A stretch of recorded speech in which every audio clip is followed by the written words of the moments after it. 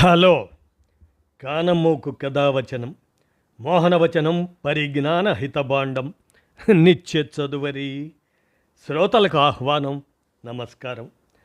చదవతగునెవరు రాసిన తదుపరి చదివిన వెంటనే మరువక పలువురికి వినిపింపబూనిన అది ఏ పరిజ్ఞాన హితభాండమవుపో మహిళ మోహనవచనమై విరాజిల్లు. పరిజ్ఞాన హితభాండం లక్ష్యం ప్రతివారీ సమాచార హక్కు, తెలుసుకునే హక్కు సైతం జీవించే హక్కుతో సమానం. ఆ స్ఫూర్తితోనే ఇప్పుడు కానమోకు కథావచనం మోహనవచనం సమకాలీన కథా సందేశం ఈ శీర్షికన రామకృష్ణ రాఖీ అని పిలువబడే వారి విరచిత కథగా స్వేచ్ఛ అనేటువంటి ఈ కథను మన కానమోకు కథావచన శ్రోతలకు సమకాలీన కథా సందేశం శీర్షికగా వినిపిస్తాను. ఇక కథలోకి ప్రవేశిద్దామా. కథ పేరు స్వేచ్ఛ, రచన రామకృష్ణ. ఇక కథలోకి ప్రవేశిద్దాం. ఉరుముల శబ్దానికి ఉలికిపాటుతో మెలకు వచ్చింది. గడియారం వైపు చూస్తే ఉదయం 6 గంటలు. కిటికీ అద్దాలపైన వర్షపు చినుకులు నాట్యం చేస్తున్నాయి. బయట ఆకాశమంతా మేఘాలతో నిండిపోయి ఉంది. పడకపై నుంచి లేచి బాల్కనీలోకి వచ్చాను. తొలకరి జల్లులకు పుడమి పులకరించి వెదజల్లుతున్న మట్టి పరిమళం నా మనస్సుని తాకింది. గత కొన్ని వారాలుగా ఎండలతో ఉక్కపోతతో అల్లాడిపోయిన ప్రకృతిలాగే నా మనసుకి ఆ వాన ఒక సాంత్వనగా అనిపించింది. ఉదయం లేచిన వెంటనే బాల్కనీలోని మొక్కల్ని పలకరించటం నా అలవాటు. కానీ ఈరోజు బాల్కనీ మరింత అందంగా కనిపిస్తుంది. చల్లని గాలి వాన తుంపర్లను వెంట తీసుకొచ్చి నా ముఖం పైన చల్లగా తాకుతుంది. అల్లకల్లోల సముద్రంలో దారి తప్పిన నావల కొట్టుమిట్టాడుతున్న నా మనస్సుకి కూడా ఆ క్షణాన కాస్త ప్రశాంతత లభించింది. అలాంటి వాతావరణంలో ఒక కప్పు వేడి కాఫీ ఉంటే ఎంత బాగుంటుందో అనిపించింది.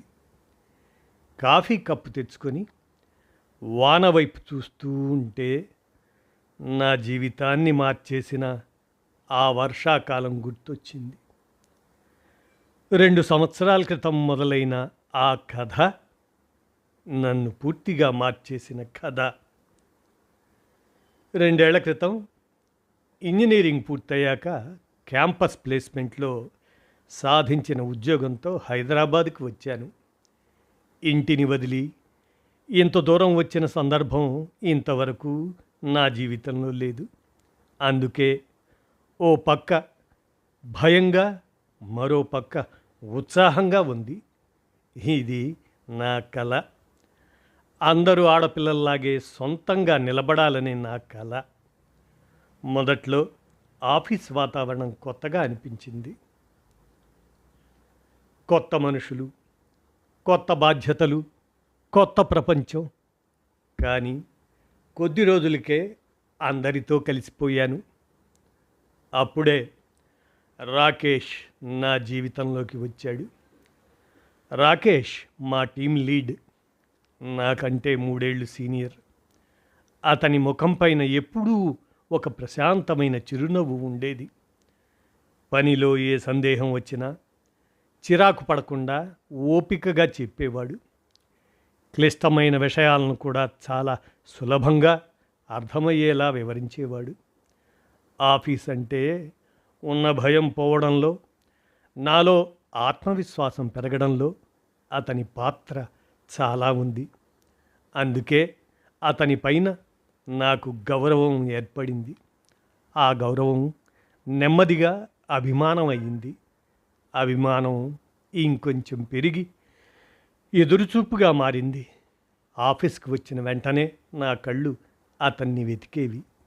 అతను కనిపించగానే తెలియకుండానే నా పెదాలపైకి చిరునవ్వు వచ్చేది.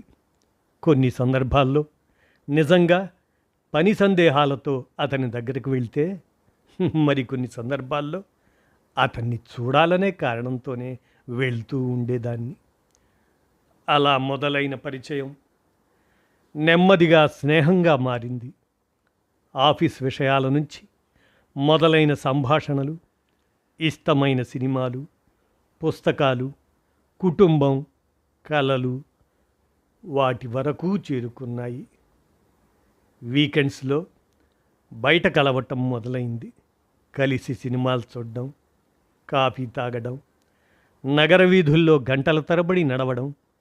అలా మా మధ్య ఉన్న స్నేహం అనే గీత చెరిగిపోయి ప్రేమ అనే కొత్త బంధం మొదలైంది. ఆ రోజులు నిజంగా అందంగా ఉండేవి. ప్రతినిత్యం ఒక పండుగలా అనిపించేది. రాకేష్కి నేనంటే చాలా ఇష్టం. తను ప్రేమను దాచుకునే వ్యక్తి కాదు. నీ ప్రపంచంలో నాకు మొదటి స్థానం తప్ప ఇంకేది వద్దు అని చెప్పేవాడు. నీ నవ్వు అందరికీ కనిపించవచ్చు, కానీ దానికి కారణం నేను మాత్రమే కావాలి అని అతను చెప్పినప్పుడల్లా అతని ప్రేమలో ఎంత నిజాయితీ ఉందో అనిపించేది. ఆ మాటలు వింటుంటే ఈ ప్రపంచంలో నాకంటే అదృష్టవంతురాలు ఇంకెవరూ లేరేమో అనిపించేది. లంచ్ టైంలో సుజీ నన్ను ఆట పట్టిస్తూ, ఏంటమ్మా ఈ మధ్య చాలా హుషారుగా ఉంటున్నావే, మేము అసలు కనిపించడం లేదు, ఎప్పుడూ రాకేష్ చుట్టూనే తిరుగుతున్నావు అంది. నేను సిగ్గుతో చిన్నగా నవ్వి ఊరుకున్నాను. సుజీ నా సహోద్యోగి, నాకంటే ఏడాది సీనియర్. ఆఫీసులో ఎప్పుడూ చలాకీగా ఉంటూ అందరితోనూ ఇట్టే కలిసిపోతుంది. నాకు కూడా తనంటే ప్రత్యేకమైన అభిమానం. నన్ను తన చెల్లెలిలా చూసుకునేది. నా ముఖంలో మెరిసిపోతున్న ఆనందాన్ని గమనిస్తుందేమో కనుబొమ్మలు ఎగరేస్తూ ఏదో ఉంది చెప్పు అన్నట్లుగా నా వైపు చూసింది. కానీ నా సమాధానం మళ్ళీ అదే చిరునవ్వు. చల్లని గాలికి పిల్ల తెమ్మెర తోడైతే ఎంత ఆహ్లాదంగా ఉంటుందో అచ్చం అలాగే ఉంది ఆ రోజుల్లో నా మనస్సు. ఆ ఆనందానికి నా పుట్టినరోజు చల్లగాలి అయితే దానికి తోడైన పిల్ల తెమ్మెర రాకేష్ పుట్టినరోజు. మా ఇద్దరి పుట్టినరోజులు ఒకే నెలలో కేవలం వారం రోజుల వ్యవధిలో రావటం నాకు మరింత ప్రత్యేకంగా అనిపించేది. మేమిద్దరం ప్రేమలో పడ్డాక తొలిసారి జరుపుకోబోతున్న పుట్టినరోజులు కావడంతో వాటిని ఎప్పటికీ గుర్తుండిపోయేలా చేయాలని అనుకున్నాను. ఆ రోజు సాయంత్రం షాపింగ్కి వెళ్ళాలని ప్లాన్ చేసుకున్నాను. ఇద్దరం కలిసి షాపింగ్కి వెళ్ళడం కూడా అదే మొదటిసారి. షాపింగ్ మాల్లోకి అడుగు పెడుతూ అతని చేయి పట్టుకున్న క్షణం ఇప్పటికీ గుర్తుంది. రాకేష్ మాత్రం నిశ్శబ్దంగా నడుస్తూ ఏదీ గమనించనట్టు ఉన్నాడు. రాకేష్ కోసం తనకు నచ్చిన డ్రెస్సులు చూస్తూనే నా కోసం కూడా కొన్ని డ్రెస్సులు సెలెక్ట్ చేసుకుంటున్నాను. 1-2 డ్రెస్సులు తీసుకొని అద్దం ముందు నిలబడి ఇవి ఎలా ఉన్నాయి అని రాకేష్ని అడిగాను. అతను ఓసారి చూసి నాకు నచ్చలేదు అన్నాడు. నేను నవ్వుతూ కానీ నాకు బాగానే అనిపిస్తున్నాయి అన్నాను. అతను చుట్టూ చూసి మరో 2 డ్రెస్సులు తీసుకొచ్చి నా చేతిలో పెట్టాడు. ఇవి ట్రై చేయి, ఇవే నీకు బాగా సూట్ అవుతాయి అని అన్నాడు రాకేష్. నిజం చెప్పాలంటే అవి నాకు అస్సలు నచ్చలేదు. రంగులు కూడా నా అభిరుచికి భిన్నంగా ఉన్నాయి. ఒక క్షణం నాకు ఇవ్వద్దు అని చెప్పాలనిపించింది. కానీ వెంటనే తనకు నచ్చాయి కదా, ప్రేమలో ఇలాంటి చిన్న చిన్న విషయాలు సహజమే అనుకుని అవే తీసుకోవాలని నిర్ణయించుకున్నాను. కొద్దిసేపటి తర్వాత రాకేష్ తనకు కావలసిన డ్రెస్సులు సెలెక్ట్ చేసుకున్నాడు. బిల్లింగ్ కౌంటర్ వైపు నడుస్తుండగా నేను మరోసారి ధైర్యం చేసి, రాకేష్, నిజానికి ఈ షర్ట్ నాకు అంతగా నచ్చలేదు అన్నాను. అతను నా వైపు చూచి చాలా సాధారణంగా, నాకు నచ్చింది కదా అన్నాడు. ఆ తర్వాత ఇంకేమీ మాట్లాడకుండా నేరుగా బిల్లింగ్ చేయించేశాడు. ఆ క్షణంలో నా మనస్సులో ఒక చిన్న అసంతృప్తి కలిగింది. నేను తనకు నచ్చిన డ్రెస్సులు కొనడానికి నా ఇష్టాన్ని పక్కన పెట్టాను. కానీ నా ఇష్టం గురించి మాత్రం అతను ఒక్కసారి కూడా ఆలోచించలేదు. కొన్ని క్షణాలు నాకు బాధగా అనిపించింది. నేను తన అభిప్రాయాన్ని గౌరవించినంతగా అతను నా అభిప్రాయానికి విలువ ఇవ్వలేదా అనే ప్రశ్న మనస్సులో మెదిలింది. కానీ వెంటనే ఆ ఆలోచనను పక్కకు నెట్టి వెళ్ళాను. ఏముందిలే, చిన్న విషయమే కదా, మనసు పాడు చేసుకోవటం ఎందుకు అని నాకు నేనే సర్ది చెప్పుకున్నాను. ఆ తర్వాత దాని గురించి మళ్ళీ ఆలోచించలేదు. మిగతా సాయంత్రం అంతా అతనితో గడపబోతున్నాననే ఆనందంలో ఆ చిన్న అసంతృప్తి కూడా ఎక్కడో కరిగిపోయింది. మొదట్లో నేను నా స్నేహితులతో గంటల తరబడి మాట్లాడేదాన్ని. ఒకసారి నా బెస్ట్ ఫ్రెండ్తో మాట్లాడుతుంటే, రోజు ఏముంటాయి అంత మాట్లాడుకోవటానికి అని అడిగాడు రాకేష్. నేను నవ్వేశాను. కానీ ఆ తర్వాత ఫోన్లో మాట్లాడుతున్న ప్రతిసారి అతను, ఇంకా మాట్లాడుతూనే ఉన్నావా, లేదా మళ్ళీ అదే ఫ్రెండా అని అడిగేవాడు.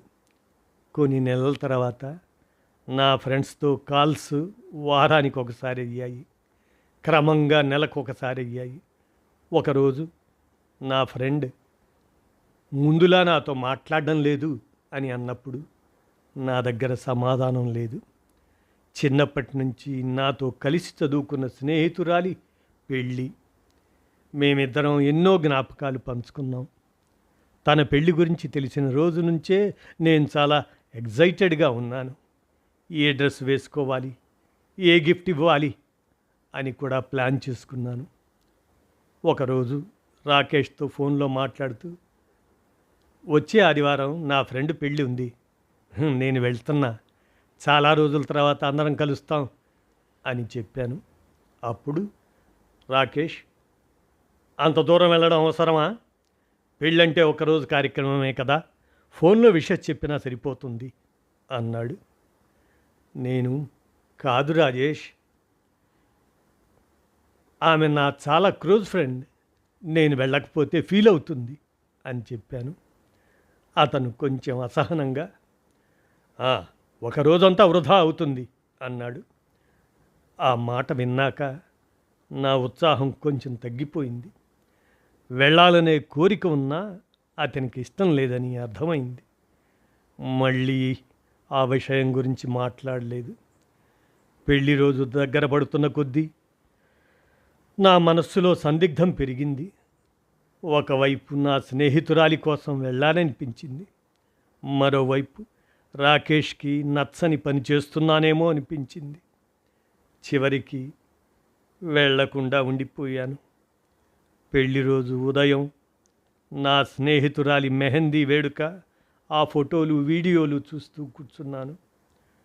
అందరూ కలిసి నవ్వుకుంటూ ఆనందంగా గడుపుతుంటే నాకు ఏదో కోల్పోయిన భావన కలిగింది. మధ్యాహ్నం నా స్నేహితురాలు ఫోన్ చేసి, నువ్వు వస్తావని చివరి వరకు ఎదురు చూస్తూనే ఉన్నాను అంది. ఆ మాట విన్నప్పుడు నా గొంతు బిగుసుకుపోయింది. అర్జెంట్ పని వచ్చింది, అందుకే రాలేకపోయాను అని చెప్పాను. కానీ నిజానికి నాకు ఏ పని లేదు. ఫోన్ పెట్టేసిన తర్వాత చాలాసేపు ఆలోచించాను. రాకేష్ ఒక్కసారి కూడా నీకు వెళ్ళాలని ఉంటే వెళ్ళు అనలేదు. నేను మాత్రం తనకు ఇష్టం లేదనే ఒక్క కారణంతో నా స్నేహితురాలి జీవితంలో అత్యంత ముఖ్యమైన రోజును మిస్ అయ్యాను. అప్పుడు మొదటిసారి ఒక ప్రశ్న నా మనస్సులో మెదిలింది. నేను తన మనస్సు నొచ్చుకోకుండా ఉండటానికి నా ఇష్టాయిష్టాలను వదులుకుంటున్నాను. కానీ నా ఇష్టాలు, నా భావాలు కూడా అంతే ముఖ్యమని అతను ఎప్పుడైనా ఆలోచించాడా? ఆ ప్రశ్నకు అప్పుడు సమాధానం దొరకలేదు. అందుకే ఎప్పటిలాగే పర్వాలేదులే, చిన్న విషయమే అని నన్ను నేనే ఓదార్చుకున్నాను. పనిలో మంచి పేరు తెచ్చుకున్నాను. క్లయింట్ మీటింగ్స్లో నా అభిప్రాయానికి విలువ పెరిగింది. కొత్తగా వచ్చిన వాళ్లకు ట్రైనింగ్ ఇచ్చే బాధ్యత కూడా నాకు వచ్చింది. అందుకే ఈ సంవత్సరం జరిగే ప్రమోషన్ సైకిల్ గురించి ఆఫీసులో చర్చలు మొదలైనప్పటి నుంచి నా పేరు కూడా పరిశీలనలో ఉందని చాలామంది చెప్పేవారు. నా టీములోనే కాదు, ఇతర టీముల్లో ఉన్నవాళ్ళు కూడా ఈసారి నీకు ఖచ్చితంగా ప్రమోషన్ వస్తుంది అని అనేవారు. నిజం చెప్పాలంటే నాకు కూడా అదే నమ్మకం ఉండేది. ఆ నమ్మకం అహంకారం వల్ల కాదు, గత 2 ఏళ్లుగా నేను చేసిన పని మీద నాకు ఉన్న విశ్వాసం వల్ల. రోజుకు ఎన్ని గంటలు పని చేశానో, ఎన్ని వీకెండ్స్ ప్రాజెక్ట్స్ కోసం వదులుకున్నానో నాకు తెలుసు. కొత్త బాధ్యతలు వచ్చినప్పుడల్లా భయపడకుండా స్వీకరించాను. అందుకే ఆ ప్రమోషన్ కేవలం ఒక హోదా కాదు, నా కష్టానికి వచ్చే గుర్తింపు, నా సామర్థ్యానికి వచ్చే ముద్ర. ప్రమోషన్ ఫలితాలు ప్రకటించాల్సిన రోజు కూడా వచ్చింది. ఉదయం ఆఫీస్కి వచ్చినప్పటి నుంచి అందరిలోనూ ఆసక్తి కనిపిస్తుంది. నేను కూడా బయటకు ప్రశాంతంగా కనిపించిన లోపల మాత్రం చిన్న ఉత్కంఠ. లంచ్ అయ్యాక లిస్టు విడుదలైంది. అందరూ మెయిల్ ఓపెన్ చేసి చూడటం మొదలుపెట్టారు. నేను కూడా నా మెయిల్ తెరిచాను. ఒక్కసారి, మరోసారి, మళ్ళీ ఇంకోసారి చూశాను. నా పేరు లేదు. ఆ రోజు సాయంత్రం ఇంటికి వచ్చాక కూడా ఆ విషయమే మనస్సులో మెదులుతూ ఉంది. ఎక్కడ తప్పు చేశాను అనే ప్రశ్న మళ్ళీ మళ్ళీ మెదడులో తిరుగుతుంది. రాకేష్ మాత్రం నన్ను ఓదార్చాడు. పర్లేదు, వచ్చే సైకిల్లో వస్తుంది అన్నాడు. నేను కూడా అదే అనుకున్నాను.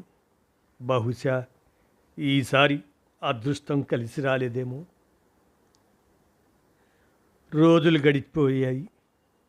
ప్రమోషన్ విషయం కూడా నెమ్మదిగా నా మనస్సు నుంచి దూరమైంది. కానీ ఆ రోజు నా జీవితాన్ని పూర్తిగా మార్చేసిన ఆ రోజు అనుకోకుండా వచ్చింది. ఆ రోజు లంచ్ టైంలో నా ఫోన్ మీటింగ్ రూమ్లో మర్చిపోయానని గుర్తొచ్చింది. అందరూ కేఫ్టేరియాలో ఉన్న సమయం కావడంతో తిరిగి ఫ్లోర్లోకి వచ్చాను. కారిడార్లో నడుస్తూ ఉండగా రాకేష్ క్యాబిన్ నుంచి నా పేరు వినిపించింది. అనుకోకుండా నా అడుగులు ఆగిపోయాయి. తలుపు పూర్తిగా మూసిలేదు.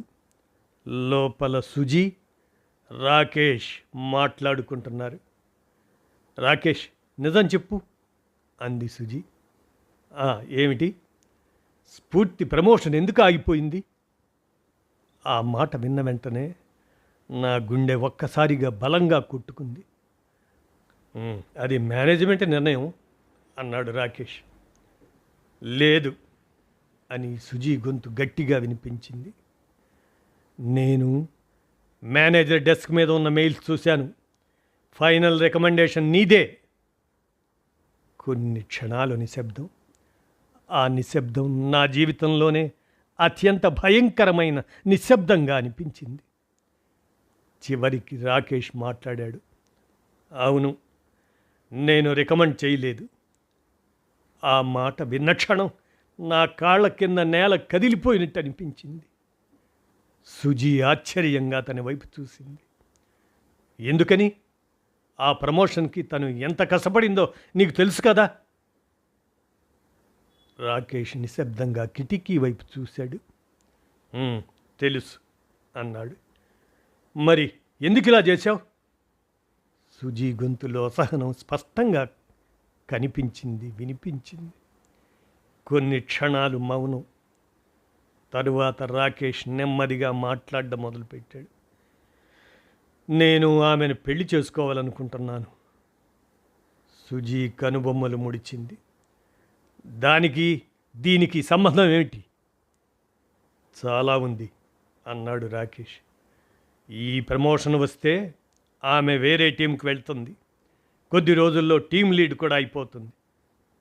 అయితే అప్పుడు ఇప్పటిలా ఉండదు. సుజీ అయోమయంగా చూసింది. ఇప్పట్లా ఉండదు అంటే? రాకేష్ లోతుగా ఊపిరి పీల్చుకున్నాడు. ఇప్పుడు ఏ నిర్ణయం తీసుకున్నా నా సలహా అడుగుతుంది. ఏ సమస్య వచ్చినా నా దగ్గరికే వస్తుంది. అది మంచిదే కదా అంది సుజీ. రాకేష్ చిన్నగా తలూపాడు. కానీ ఆమె ఎంత ఎదిగితే అంత స్వతంత్రంగా ఆలోచించడం మొదలు పెడుతుంది. అది తప్ప అని సుజి ప్రశ్నించింది. తప్పు కాదు అన్నాడు రాకేష్. కానీ అప్పుడు ఆమె జీవితంలో నా అవసరం తగ్గిపోతుంది. సుజి అతని వైపు నమ్మలేనట్టుగా చూసింది. అంటే ఆమె నీపైనే ఆధారపడాలని కోరుకుంటున్నావా? రాకేష్ సమాధానం చెప్పటానికి కొన్ని క్షణాలు తీసుకున్నాడు. నేను ఆమెకు అవసరమైన వ్యక్తిగా ఉండాలని కోరుకుంటున్నాను. అది ప్రేమ కాదు రాకేష్ అంది సుజి గట్టిగా. ప్రేమిస్తే ఆమె ఎదుగుదల చూసి సంతోషపడాలి. రాకేష్ నవ్వాడు. కానీ ఆమె నా జీవితంలో ఉండాలి. ఒకరోజు ఆమె నాకంటే పెద్ద స్థాయికి వెళ్ళి తన ప్రపంచాన్ని తానే నిర్మించుకుంటే. అతను కాసేపు ఆగాడు. అప్పుడు నా అవసరం ఉండకపోవచ్చు. సుజీ నిరాశగా తల ఊపింది. నువ్వు ఆమెను ప్రేమించడం లేదు రాకేష్ అంది. నువ్వు ఆమెకు అవసరమైన వ్యక్తిగా ఉండాలని కోరుకుంటున్నావు. ఆ తర్వాత క్యాబిన్లో మౌనం ఉంది. కానీ బయట నిలబడి ఉన్న నా లోపల మాత్రం ఒక తుఫాను మొదలైంది. ఆ మాటలు విన్న తర్వాత ఇంకో క్షణం కూడా అక్కడ నిలబడలేకపోయాను. నా కాళ్ళు వణుకుతున్నాయి. గుండె వేగంగా కొట్టుకుంటుంది. ఎలాగో కారిడారు చివర ఉన్న ఖాళీ మీటింగ్ రూమ్లోకి వెళ్ళి కూర్చున్నాను. ఇప్పటి వరకు నన్ను బాధ పెట్టిన విషయాలు చాలా ఉన్నాయి. ఫ్రెండ్స్కు దూరం అవ్వడం, నాకు నచ్చిన పనులు వదులుకోవటం, నా ఇష్టాల కంటే రాకేష్ ఇష్టాలకు ప్రాధాన్యం ఇవ్వడం. కానీ వాటినన్నింటినీ నేను ఒకే సమాధానం చెప్పుకున్నాను. ప్రేమలో ఇవన్నీ సహజమే అని. కానీ ఈరోజు మొదటిసారి నాకు నిజం అర్థమైంది. రాకేష్ నా ప్రమోషన్ ఆపింది నేను విఫలమవ్వాలని కాదు, నేను ఎదగకూడదని. ఆ ఆలోచన నా గుండెను బలంగా గుచ్చింది. ఇన్నాళ్ళు నేను అతనికి నా ప్రపంచంలో మొదటి స్థానం ఇచ్చాను. అతనిలో కూడా అదే ప్రేమ ఉందనుకున్నాను. కానీ ఇప్పుడు అర్థమవుతుంది. అతను నా జీవితంలో భాగం కావాలని కోరుకోలేదు. నా జీవితమంతా తన చుట్టూనే తిరగాలని కోరుకున్నాడు. నా కళ్ళ ముందు ఒక్కో సంఘటన మొదలవడం మొదలైంది. షాపింగ్ మాల్లో నాకు నచ్చని డ్రెస్సు నాకు నచ్చింది కదా అని చెప్పి కొనిపించిన రాకేష్. నా బెస్ట్ ఫ్రెండ్ పెళ్ళి, అంత దూరం వెళ్ళడం అవసరమా అని అడిగిన రాకేష్. అప్పటి వరకు అవన్నీ ప్రేమగా కనిపించాయి. కానీ ఇప్పుడు వాటన్నింటికీ ఒక కొత్త అర్థం కనిపిస్తుంది. నెమ్మదిగా, చాలా నెమ్మదిగా నేను నా ప్రపంచాన్ని చిన్నది చేసుకుంటూ వచ్చాను. మొదట నా ఇష్టాలు, తర్వాత నా స్నేహితులు, తర్వాత నా కలలు ఒక్కోటి వదులుకుంటూ వచ్చాను. కానీ ఆ ప్రయాణంలో ఒక విషయం నేను గమనించలేదు. నేను కోల్పోయింది వాటిని మాత్రమే కాదు, నన్ను నేను కూడా. ఆ ఆలోచన వచ్చిన క్షణంలో నా కళ్ళలో నీళ్లు తిరిగాయి. ఈరోజు తను నా ప్రమోషన్ ఆపకపోయి ఉంటే బహుశా నేను కొత్త టీములో ఉండేదాన్ని, కొత్త బాధ్యతలు తీసుకునేదాన్ని, నా సామర్థ్యాన్ని ఇంకో మెట్టు ఎక్కించుకునేదాన్ని. కానీ ఆ అవకాశాన్ని నా కోసం కాదు, తన కోసం తప్పించాడు. మరి పెళ్ళి తర్వాత ఇప్పుడే నా ప్రమోషన్కి భయపడిన వ్యక్తి రేపు నా విజయాన్ని ఎలా స్వీకరిస్తాడు? ఇప్పుడే నా స్నేహితుల మీద అసూయపడిన వ్యక్తి రేపు నా ప్రపంచాన్ని ఎంత చిన్నది చేస్తాడు? ఇప్పుడే నా నిర్ణయాల మీద ప్రభావం చూపుతున్న వ్యక్తి రేపు నా జీవిత నిర్ణయాలన్నీ తన చేతుల్లోకి తీసుకోడా? ఆలోచిస్తుంటే గుండెల్లో భయం మొదలైంది. ఇన్నాళ్ళు నేను ఊహించిన వైవాహిక జీవితం ఒక్కసారిగా నా కళ్ళ ముందు కనిపించింది.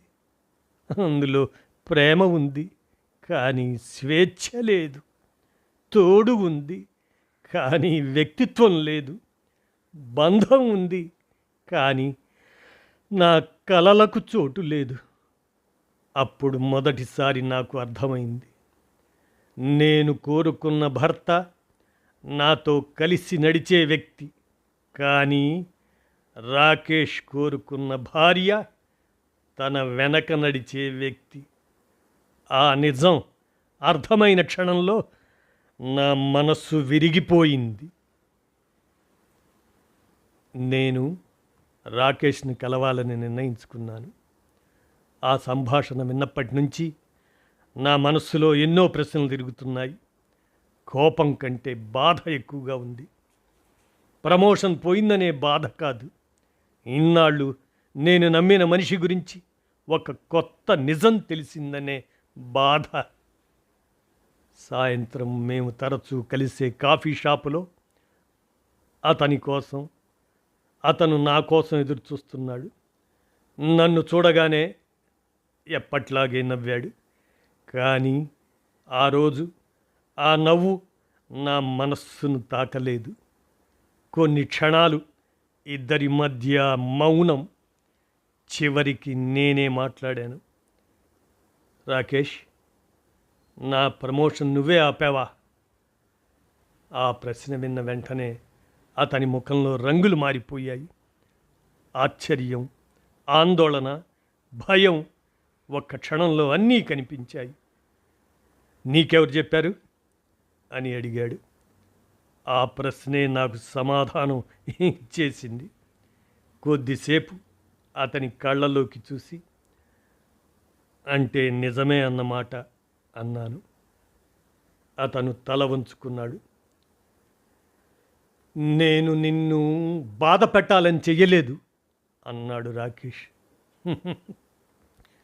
నన్ను బాధ పెట్టాలని చెయ్యలేదా? నెమ్మదిగా అడిగాను. లేదు, నేను నిన్ను కోల్పోకూడదనుకున్నాను అన్నాడు రాకేష్. నన్ను కోల్పోతానని భయపడ్డావు, కానీ నేను ఏమి కావాలనుకుంటున్నానో ఎప్పుడైనా ఆలోచించావా? అది కాదు స్ఫూర్తి అని అతను ఏదో చెప్పబోయాడు. కాస్త ఆగమన్నట్లు చెయ్యెత్తాను. నేను నీకోసం నాకు నచ్చని డ్రెస్సులు కొన్నాను, నా స్నేహితులకు దూరమయ్యాను, నా బెస్ట్ ఫ్రెండ్ పెళ్ళికి కూడా వెళ్ళలేదు. వాటన్నింటినీ నీ ప్రేమ కోసం చేసిన చిన్న చిన్న రాజీలుగా అనుకున్నాను. కానీ ఇప్పుడు అర్థమైంది, ఆ రాజీల్లో ప్రతిసారి మారింది నేనే. రాకేష్ మౌనంగా వింటున్నాడు. నువ్వు నన్ను ప్రేమించావేమో, కానీ నా కలల్ని ప్రేమించలేదు. నేను నెమ్మదిగా లేచాను.